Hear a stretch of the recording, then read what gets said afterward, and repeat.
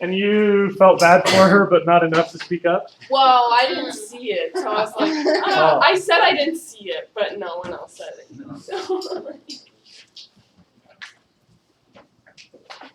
So nobody else saw the blood moon?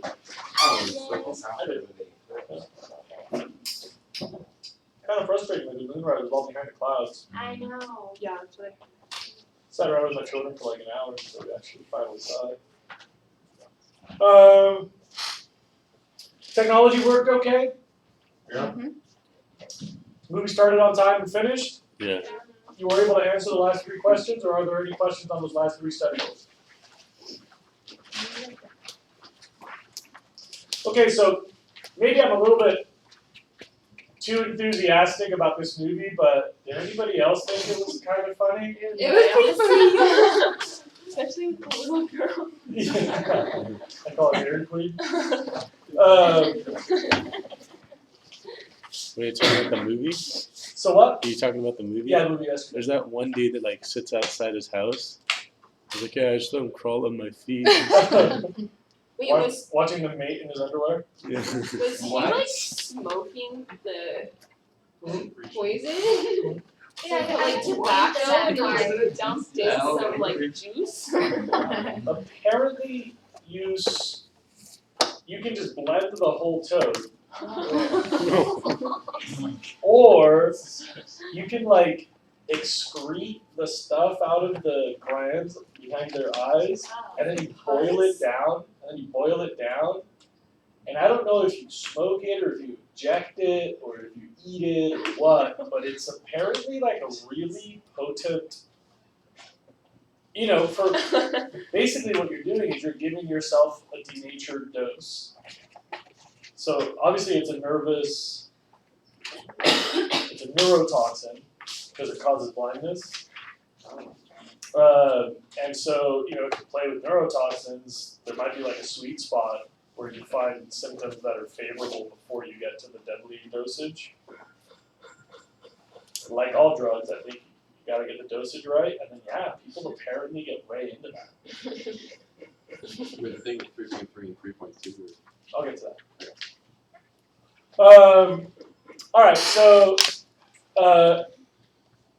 I hope you liked that movie. I actually it's pretty much the only time that I'll show you a movie that is truly comedic.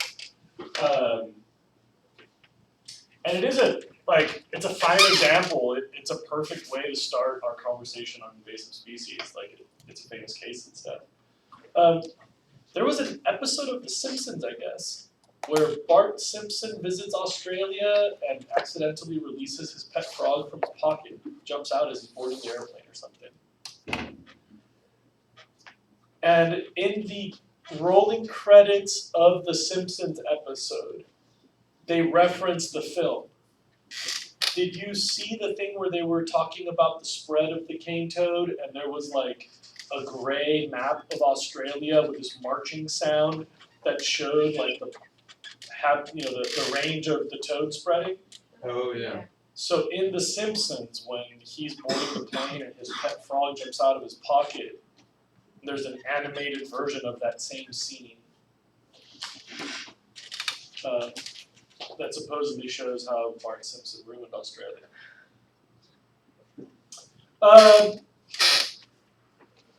Kind of a cool film, kind of classic. I'm glad you got to see it. That's pretty rad. Next.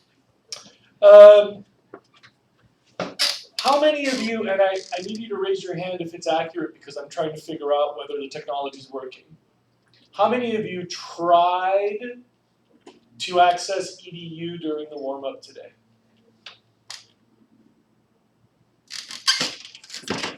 So made an attempt. How many of you who attempted succeeded? Does anybody have any questions about how to get EDU? Maybe you didn't try because you don't know how, or another issue? Already seen it, don't care, didn't have a phone? And in your case, already seen it, don't care, don't know how? No, I just didn't look up there. Okay. What did you do during those first 5 minutes of I was class? kind of spacing out. Sounds like. How How many of you have an error that you need to correct? Are you aware of the grade correction box in the back that is green? Everybody look, new procedure. Whenever you check your grade, if you find an error, you just put the paper in the grade correction box. You don't have to talk to me about it, it's all automatic. We have nothing to say to each other. My TAs weekly purge that box, make changes in the grade book. Once changes are in my grade book, the next time I enter grades for a unit, I will fix all the errors that have accumulated since the last unit. Yeah, What about like the Arizona test that we kind of? those are included in that. The appeals are included in that. Speaking of, let's talk about your grade. First and foremost, it really doesn't matter at this point. A lot of students are very invested in what they got or didn't get on the exam. It really is irrelevant what your grade is now because it does not reflect reality. The most reliable predictor are those of you who by coincidence already have the average grade of the semester. If you have an extremely high or extremely low grade, they are equally indicative of your potential. They really don't. We have tested that they really don't predict your grade this semester.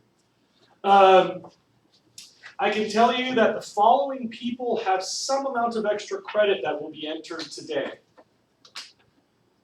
Barnes, Croshaw, Feinberg, Gieser, Hay, Hayes, Jimenez, Mascari, Magoy,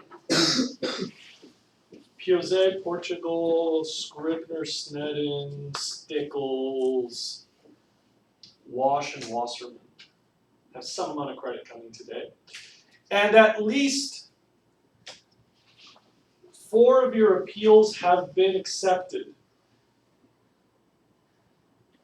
Wow, somebody appealed their way up to a perfect score. Who is it? I don't think that they would appreciate my snitching either way, but that's a pretty, haven't seen that yet. Anybody else?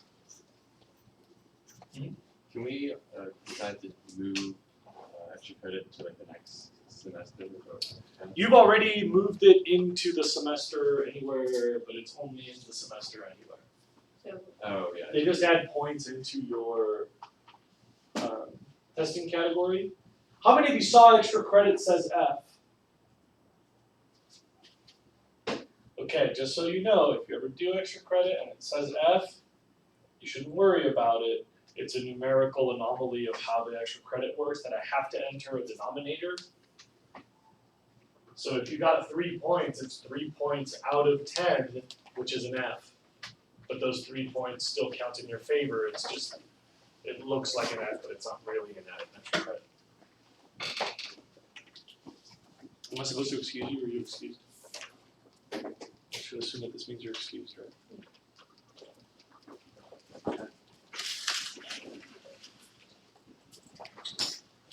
I can assume that this, you were on time anyway. Yeah. Okay, so don't worry about your grades. There is something that is really important about your grades though. I need your help to explain to your parents, or you can show them this part of the video. I need your help to explain to your parents about the timing of my grade book. Remember, first of all, that this is not one of those classes where you turn in work every day. How many of you have classes where you turn in work most days? That's cool. This class is the polar opposite. If you turned in grades daily, I would fix your grade pretty regularly. But you'll turn in work to me like 10 times all year for the 10 exams.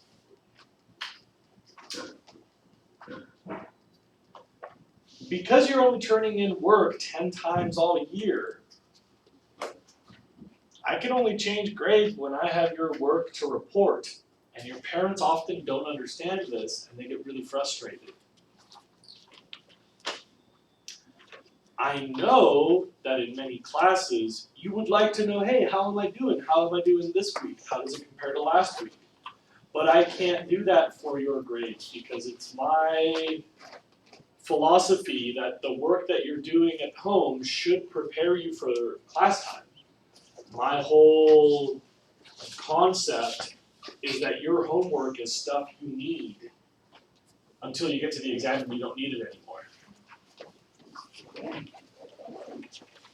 I prefer that you not do work on paper that is disposable.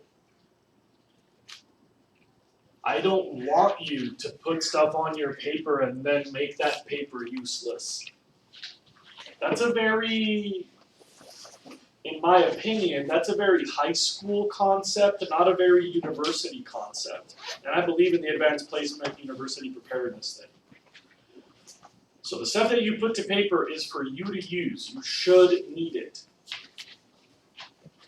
So I'm only going to take stuff from you 10 times. It takes me about a week to 2 weeks to put everything on paper, grade the exams, make an upgrade in my grade book, and put that on the internet. You've seen the timing. Right before your Unit 2 exam, Unit 1 went on the internet. Then we did some troubleshooting. That's pretty much the best you can hope for. 2 weeks after the exam, that's as good as it can get. Sometimes it'll be 3 weeks after an exam. How many of you understand why it takes a certain amount of time? I'm not asking if you like the idea, but do you understand what I mean about how you need to keep the papers and then when you give them to me, it's only a few times a year? Okay. Please, I beg you, this is serious. I mean it. When your parents talk to you about your grades, please do me a personal bro favor. Explain to them why it takes a little bit longer in this class. Because I understand that many classes have regular daily or weekly updates, and I understand why some parents value that, and I want your parents to understand why the philosophy of my class cannot support that. The truth is that I have made a lot of political enemies in my academic career. I am not really the most popular with the grown-ups. There's probably a lot of reasons for that. We could talk about it sometime. I'm not embarrassed about it, but just so you know, I got a lot of stuff to fight about. I don't need to be fighting with the principal about the schedule of reporting. Please, please, please explain to your parents why the time frame of your grade and APES. And yes, I may be lazy and I like to ditch school to go fishing, but please, please, please explain to your parents about the timing. It's not laziness. That means that laziness is not the issue for EDU. Anybody want to talk about that? I really need to know where we stand on this issue. It's very important to me. We have time to talk about it. Anybody need to talk to me about it? Yeah. We'll always know our grade like before it goes into the semester grade. The day of the semester final, you walk out knowing your semester grade. That's what I mean, that once I've got something to grade, I'm pretty good at putting it into the calculation.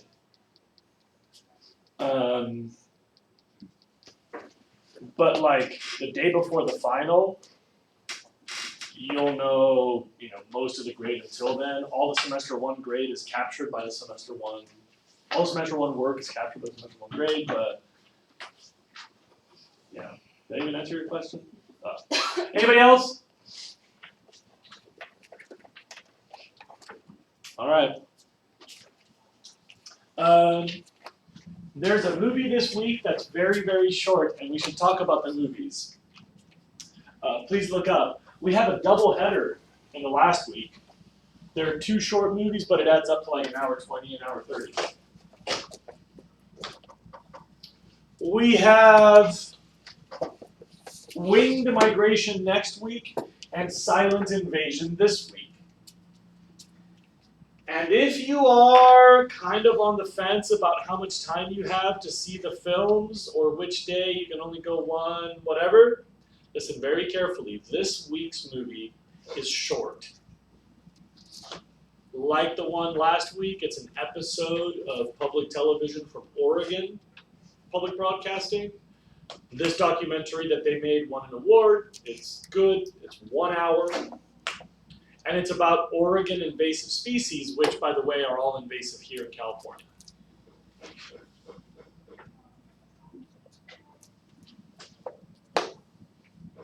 I should tell you now that the movie next week is awesome in a lot of ways, but many of my students say it's too long. It's pretty dry. How many of you have seen Winged Migration?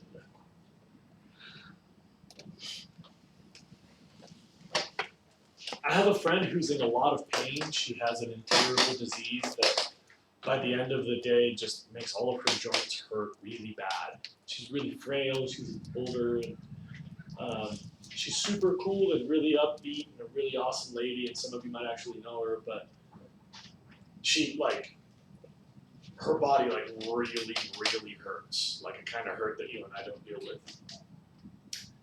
And at night, when she can't even think straight and she hurts all over, she watches Winged Migration every night to go to sleep. It's an hour and a half of birds flying. There's like 6 sentences of script spoken in like a really stereotypic French accent.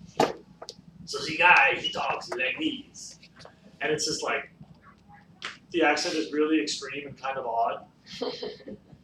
And there's just like 6 sentences of scripted conversation in the entire. And there's a few birds landing and a few birds taking off and a few birds doing stuff on the ground. But probably 90% of the film is.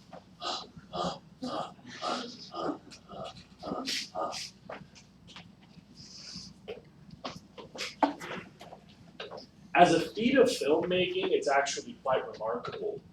The movie was really famous because it's possibly the most ambitious documentary ever made. Hello, Tess. Chickens are very hungry and they have almost no food. Wasn't somebody going to buy food for that? What? Wasn't somebody going to buy food for that? I don't know. Is all their food gone, or is There's a little bit left. in one of their cans? Yeah. Are the cans full? They're like less than halfway. And there's nothing left in the trash can? No. Can you put a text on the Facebook group for the TAs to see if anybody's available to go to Where is the island? Island Seafood? It's in Goleta off Fairview by McDonald's, Taco Bell intersection. Alright. Tess, do you have time to do that, or should I ask these TAs to do that? No, I should probably ask the ideas. I can't drive. No, but I need to put it on Facebook. Is one of you available to put this on Facebook for the TAs group? Thanks, I mean. Island Seafood Creek. We need somebody to go today. And you should ask, wasn't somebody already doing this? If not, can somebody please do it? Should I put it in text? Whatever you prefer. Tess, thanks for the heads up. I'll let someone handle that. Appreciate it. All right, so this movie won a bunch of accolades because it's considered to be one of the most ambitious documentaries ever. There was something like 350 separate camera teams working on all 7 continents. The movie was shot over something like 8 or 9 years, and they made something like 2 million hours of tape. I mean, I don't know what the exact number is, but it's astonishing, whatever it is. It's a lot of tape. They videotaped using airplanes, ultralight airplanes, gliders, hang gliders, paragliders, hot air balloons, remote-controlled airplanes, skydivers, towers, and cables. I don't know if you've ever, it's actually a really ambitious project. I don't know if you've ever thought about this, but how would you video a bird in flight? GoPro. Yeah, like nowadays, the drone thing actually kind of might solve this issue, but this was done, a long time ago before that was an option. To me, it seems like a pretty remarkable accomplishment. And you see the footage, and it's like up close. Like you can see like the little ruffled feathers on their faces like moving in the wind, and you hear the birds breathing. And it's pretty visceral, like I mean if you just want to be entertained and like it's either that or like sex and video games, like okay, yeah, sex and video games. But like if you go to see like something unique, the video is pretty stunning. A lot of people are like really taken aback. It's quite memorable. Problem is, there's a lot of that. It's like an hour and a half. So, if you're gonna choose doubleheader 2 topics, the migration movie, and a 1 hour movie. Anybody want to ask me anything about that choice for those movies? Yes. Oh, what was the deal with the UCSB rating? We'll get to that. It's in order, but What do you mean double hair, like the third Wednesday, Thursday, just both of them? yeah, Wednesday, Thursday is 2 short movies. What else? Nobody else? I have a question. Yes. Is the film gonna be showing both Wednesday and Thursday this week? Yes. Is there another question? For the third one, is it for Wednesday and Thursday separate, different movies, or? No, it's both on both nights. Because they're both short films. Okay. Next. I'd like to discuss the Unit 3 plan.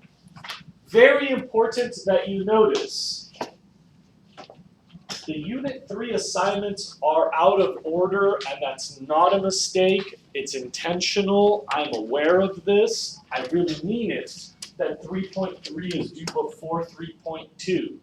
And you know, more than half your class is gone, so if they're friends of yours, you may want to tell them about this. I put it on Bookface this morning, but if you have another way to communicate with your homies, do them a solid and make sure that they hear this. Because yesterday, it said the wrong information on my whiteboard.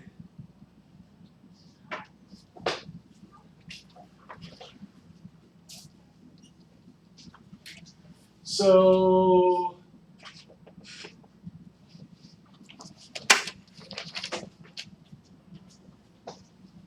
.1 is due on the block, which for you is Thursday.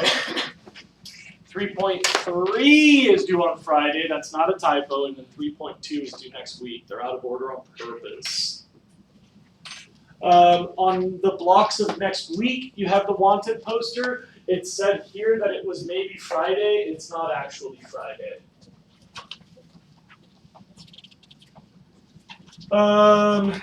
We have a field trip in this unit on Monday the 12th.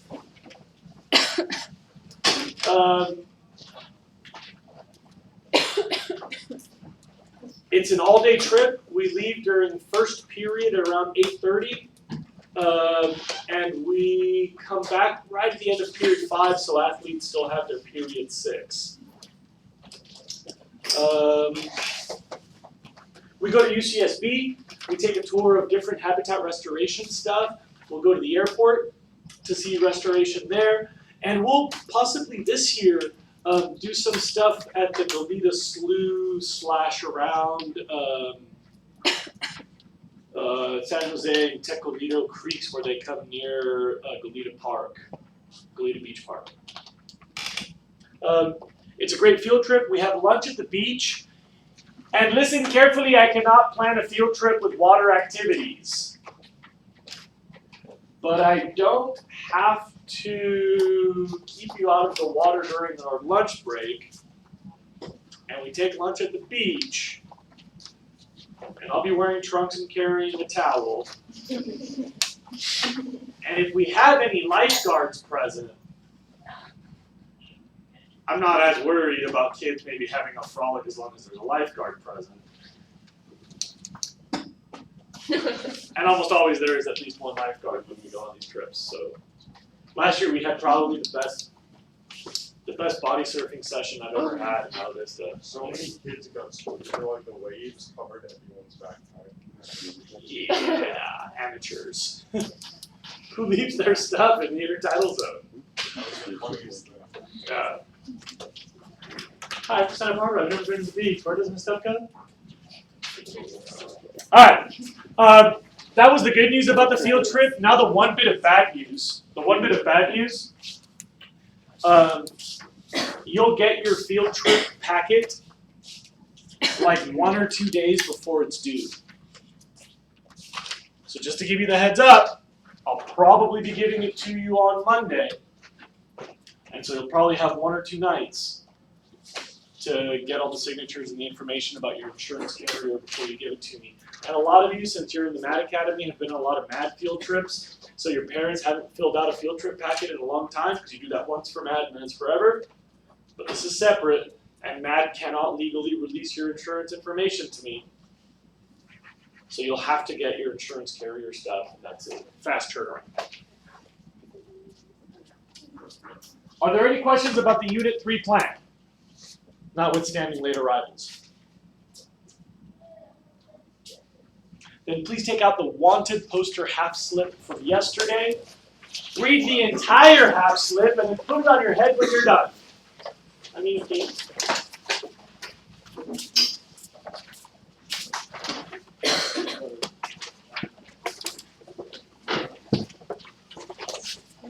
We talked about how to make the corrections.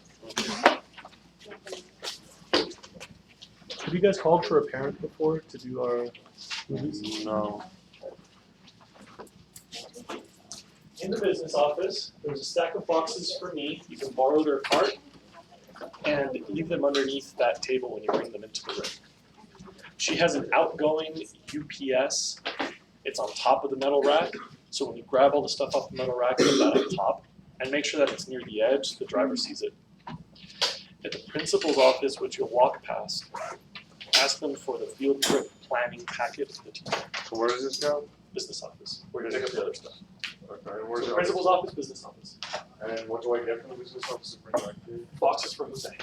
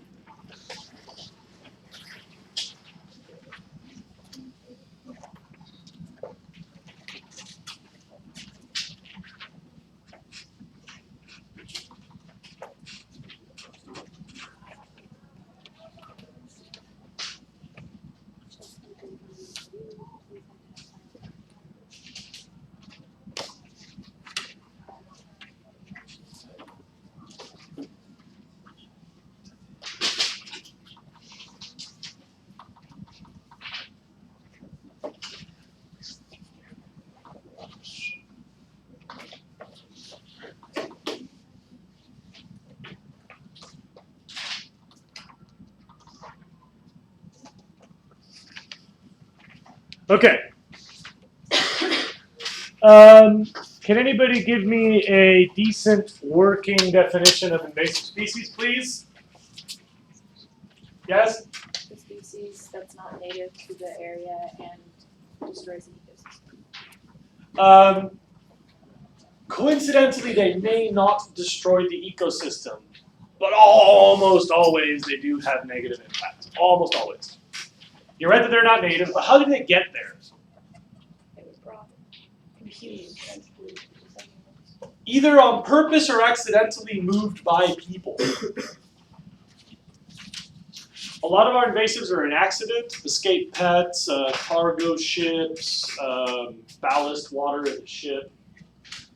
And a few of them are actually moved intentionally on purpose. How can I help you? Is it okay if I can interview Cameron? No, I'm sorry. You'll have to find them in another class. Okay. But she's not here anyway.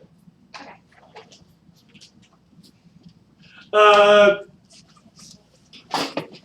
Yeah, if you all, I don't know if you know this, but like, if anything, if people want you for anything in my class, don't show up or don't ask. Because I do not like interruptions. Generally speaking. If we have free time, I don't Where were we? Yeah, moved by humans accidentally or on purpose. A lot of people want to know if humans are invasive species. Well, we do disrupt ecosystems, but this is our natural distribution. And remember that there are some species that get moved around by the baby Jesus. So, like something holding on to a floating log after a tsunami goes to a new place, that's not humans' fault. That's not an invasive. That's just a species that's migrated, not previously present. Invasives are the ones that we've moved, accident, or on purpose. Usually, they have negative impacts on the environment. You will be making a wanted poster with 5 little sections of information. Those 5 sections are outlined in your handout. You have to talk about how they impact their new environment, where they're found now, what they look like, and then you make a little.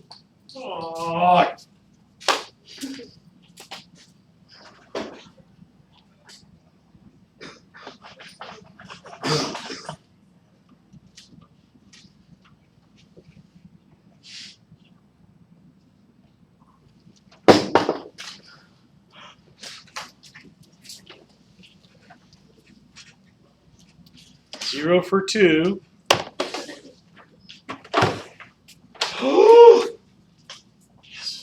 Then you make little posters like these. Your poster will include those 5 sections. They'll include a lifelike representation. Something that looks kind of recognizable. So somebody took a little creative license with the raccoon dog.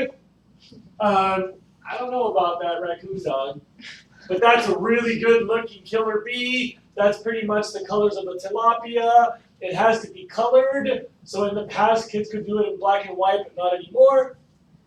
Does it say full color on your handout? You may want to add that in.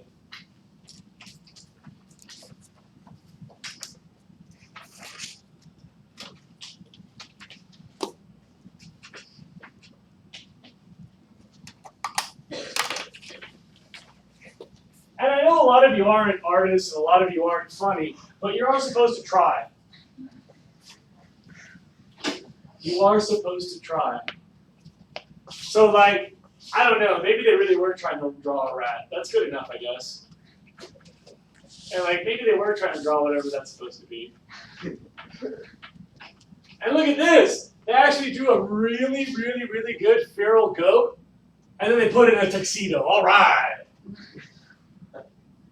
But honestly, like, I've taken down most of the really, really bad ones, but I think I left a few up here as examples, like that one. Seriously? Like, look at that goose. Look at that crab. Look at that bee. What the heck is that? Check out this one. My hero Robert Salazar got a sheet of paper, like from me to Kai, and folded it into a 3-dimensional origami gecko. And just because he had extra paper, he put a fly on it that he's hunting. He got an A. Actually, that kid got a contract. I commissioned him to make me an origami mobile for my children when they were babies. It's pretty cool. That guy's like an origami master. There's like 3 living origami masters. He's one of them. That's like a thing. Like that. So you done?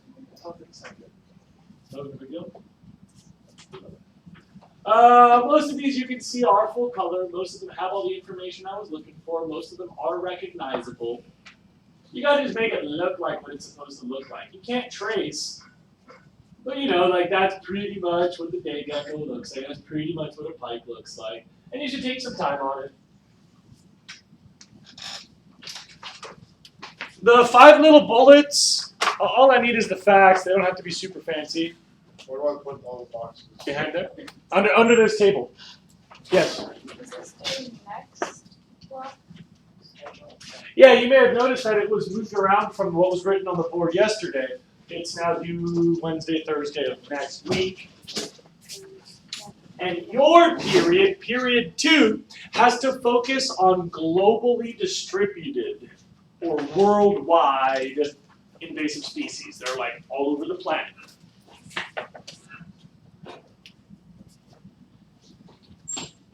As you read, you will have to sign up for these, and nobody else can do the same species. So if she signs up for it first, and she signs up second, she gets credit. She did all that work for nothing. This is a big assignment worth a lot of points. This is your first like full lab value assignment. So check this out. On the sign up, you can put your name, the common name of your species, but as an insurance policy, please put the scientific name, just the genus initial and then the species name.